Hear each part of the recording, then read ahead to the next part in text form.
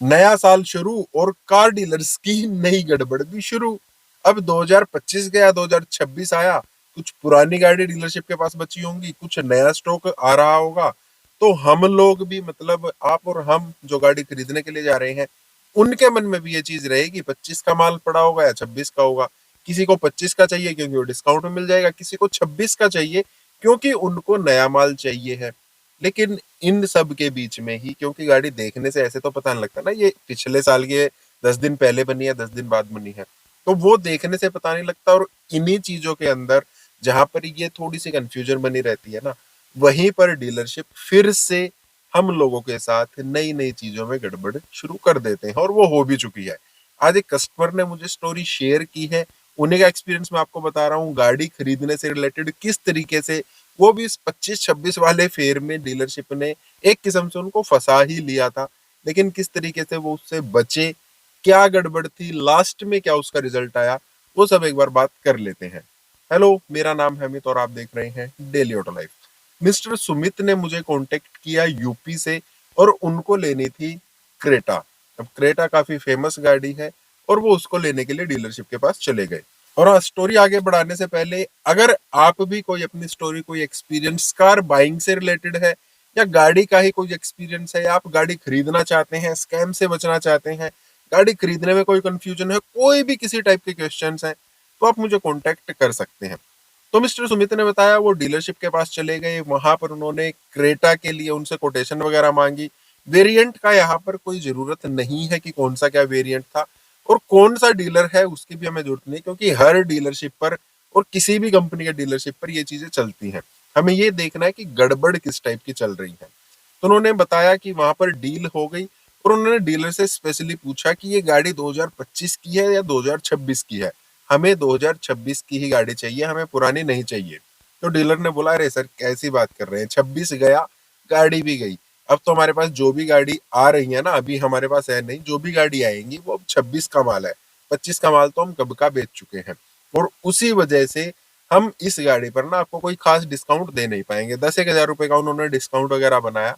उन्होंने कहा अगर 25 का माल होता तो हम आपको 50 हजार तक का भी डिस्काउंट दे देते, लेकिन माल 26 का आना है, अभी है नहीं, 10-15 दिन लग जाएंगे, उसके बाद गाड़ी आएगी तभी हम फर्दर चीजें करेंगे, आप बुकिंग करा दीजिए, ये हमारी डील है।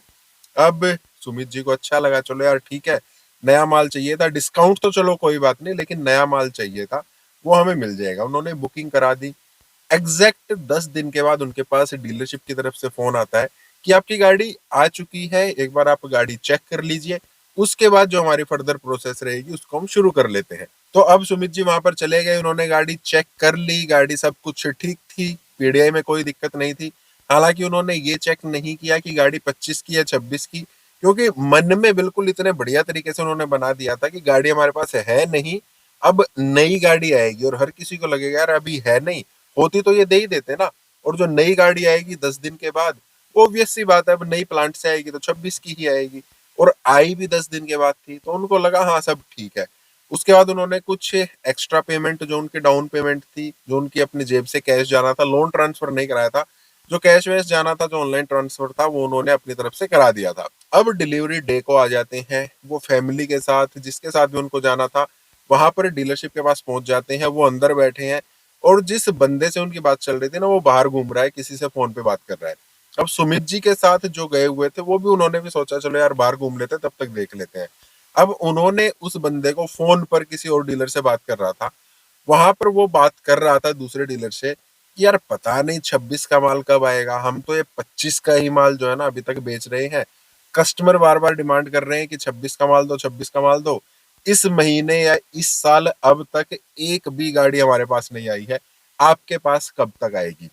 ये सुनने के बाद उन्होंने जाकर, जो सुमित जी के साथ आए हुए थे, उन्होंने सुमित को बताया कि यार वो लोग तो बोल रहे हैं अब तक हमारे पास 26 का एक भी माल नहीं आया है, और तुम बोल रहे हो कि 26 का माल है। चलो मैं ही उससे जाकर पूछता हूँ, थोड़े दूसरे तरीके से पूछता हूँ। सुमित जी उसके पास गए, जाकर उसको बोला कि यार ये तो 25 का ही माल है ना अपना, 26 का तो अभी आया ही नहीं होगा। और ये सुनते ही वो बोला, हाँ हाँ सर 25 का ही माल है, 26 का भी कहाँ आएगा। उसको ये तक ध्यान नहीं रहा कि डील में मैंने इन लोगों को क्या बोला था। वहीं पर सुमित जी ने उसको बोल दिया कि यार 25 का माल आप मुझे दे रहे हो, 26 के आप रेट मुझे लगा रहे हो, डिस्काउंट आप मुझे दे नहीं रहे हो, ये क्या फुकरापंथी, क्या बेवकूफी, क्या घोटालेबाजी, क्या स्कैम आप लोगों ने चला रखा है। अब ये बात थोड़ी सी बढ़ गई, कहीं रिटर्न में तो ये चीज थी नहीं कि हम आपको 25 की नहीं देंगे, 26 की देंगे। डिस्काउंट वगैरह जो थे वो सब उनके रिटर्न में लिखे हुए थे। तो वहां पर वो बंदा बिल्कुल साफ मुकर गया कि मैंने आपको 25 के लिए ही बोला था, 26 का माल हमने आपको नहीं बोला था। 26 का जब आ ही नहीं रहा था हम आपको क्यों कहेंगे। तो वहां पर सुमित जी बोले यार जब 25 का ही था तो आपने मुझे 10 दिन इंतजार क्यों कराया। आपने यही बोल के तो इंतजार कराया था ना कि गाड़ी अभी आ रही है। वहां पे वो बंदा थोड़ा सा फंस गया कि हाँ ये भी ठीक है। यार जब आपके पास 25 का ही माल है, प्लांट तो बेच नहीं रहा 25 का माल, तो आपके पास 25 का माल है तो आपने 10 दिन मुझे क्यों इंतजार कराया। वहां पर चीजें थोड़ी सी और गड़बड़ाई। सुमित जी बोले पहली तो बात, मैं ये गाड़ी ले नहीं रहा हूँ, और चलो मान लेते हैं ये गाड़ी मैं ले भी रहा हूँ तो मुझे आपने 50,000 रुपये डिस्काउंट बोला था, वो मुझे चाहिए। अब वो इस बात पर भी इनकार कर रहा है, नहीं सर मैंने कब बोला था 50,000, कहीं लिखा ही नहीं हुआ है। ये सब बातें उनके आपस में हुई थी।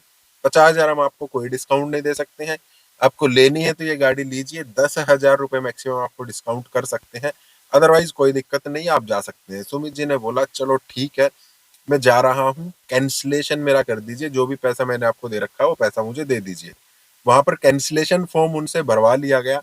उन्होंने कहा 1 महीने के अंदर आपका जो भी पेमेंट है वो सब आपका रिफंड हम कर देंगे। जो आपने कैश दिया था वो कैश, जो आपने ऑनलाइन दिया था वो ऑनलाइन हम आपको रिफंड कर देंगे। अब देखिए डिलीवरी डे वाले दिन आप लोगों की गाड़ी कैंसिल हुई है, लेकिन डीलरशिप को कोई फर्क नहीं पड़ रहा। सुमित जी वहां से अपनी फैमिली के साथ आ गए। नेक्स्ट डे उन्होंने डीलरशिप को फोन किया कि मैंने हुंडई को फोन किया है, वहां से उन्होंने बोला है 2-4 दिन मैक्सिमम लगते हैं रिफंड आने में, आप लोग 1 महीना क्यों बोल रहे हो। अगर आप 2-4 दिन में मुझे रिफंड कर रहे हो तो ठीक है, अदरवाइज मैं हुंडई में आपकी कंप्लेंट कर दूंगा। वहां पर उन्होंने बोला सर कंप्लेंट की जरूरत नहीं है, मैंने मैनेजर से बात की है, आप एक बार आ जाइए आपको अच्छी डील देंगे। वहां पर वो फिर से पहुंचे, अच्छी डील के नाम पे वो क्या कह रहे हैं, हम आपको 30,000 रुपए का डिस्काउंट इसमें फ्लैट कर देंगे। अब सुमित जी कह रहे हैं 30,000 को आप अपने पास रखिए, इस गाड़ी पर मुझे 60,000 रुपए का डिस्काउंट चाहिए है, अगर आप दे रहे हैं तो ठीक है, अदरवाइज मैं कंप्लेंट भी करूंगा और अपने पैसे भी वापस लूंगा। अब डीलरशिप वाले क्या कह रहे हैं, सर स्टार्टिंग में 50 की बात हुई थी ना, चलो कोई नहीं आप 50 लो यार, छोड़ो। मतलब पहले हमने बोला था चलो जो तो उसने कर दिया। अब वहां पर टीम लीडर वगैरह थोड़ी लीड करना शुरू कर दिया उन्होंने कि जो उसने कहा वो छोड़िए, हम आपको 50 का डिस्काउंट दे रहे हैं। सुमित जी ने साफ साफ कहा मैं लूंगा 60,000 का डिस्काउंट, आपको देना है तो ठीक है, अदरवाइज मेरा रिफंड कीजिए और कंप्लेंट सुनने के लिए तैयार रहिए, मेरी कंप्लेंट हुंडई में जाएगी जाएगी। उसके बाद 60,000 रुपए डिस्काउंट के साथ वो अपनी गाड़ी अपनी शर्तों पर लेकर आए, और वो दिसंबर की ही मैन्युफैक्चर्ड गाड़ी थी। तो यहाँ पर हुआ क्या, डीलरशिप की तरफ से ऐसा क्यों होता है। अब देखिए जब कोई भी सेशन चेंज होता है ना तो वहां पर ऐसा डीलरशिप करते हैं। जब 26 का माल आया नहीं है, 25 का उनके पास खड़ा है और वो भी कुछ लिमिटेड क्वांटिटी में खड़ा है, तो वो लोग क्या करते हैं यार, जब तक नया माल नहीं आता है ना, पुराने को जिस भी तरीके से आपको नया बोलना है नया बोल के बेच दो, कम डिस्काउंट पे बेचना है आप कम डिस्काउंट पे बेच दो। लेकिन जब तक 26 का माल नहीं आएगा तब तक आप 25 के माल को थोड़ा सा बचा कर चलो, तब तक कुछ तो बेचना है ना। और जैसे ही 26 का माल आ जाता है, तब लास्ट ईयर का जो भी माल बचा होगा ना, उसको जिस भी डिस्काउंट पर हमें देना है वो तो हम कभी भी दे सकते हैं, डिस्काउंट की कोई बड़ी बात नहीं है। तो जो 10 दिन उन्होंने डिले किया था ना, वो डीलरशिप पर ही भारी पड़ गया, क्योंकि अब उनको पता था कि नए साल का माल हमारे पास आने वाला है, पुराना हम बेच नहीं पाएंगे। आज तो कस्टमर है, इतना डिस्काउंट तो हमें फिर भी देना पड़ेगा, और जैसे जैसे टाइम बीतता जाएगा शायद डिस्काउंट हमें और बढ़ाना पड़ जाए। कोई कस्टमर फंसा तो फंसा, नहीं फंसा तो चलो कोई बात नहीं, उसको डिस्काउंट के साथ हम दे ही रहे हैं।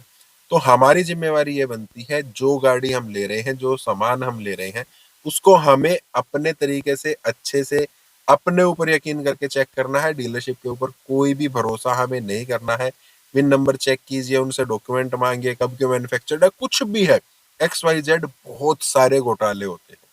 तो ये एक स्टोरी थी, फिर से आपसे कह रहा हूँ, आपका कोई एक्सपीरियंस है आप शेयर कर सकते हैं, कोई हेल्प आप चाहते हैं तो भी आप मुझे कांटेक्ट कर सकते हैं। बाकी इस टाइप के वीडियोस के लिए लाइक करना, चैनल को सब्सक्राइब करना। मिलते हैं, थैंक यू, बाय।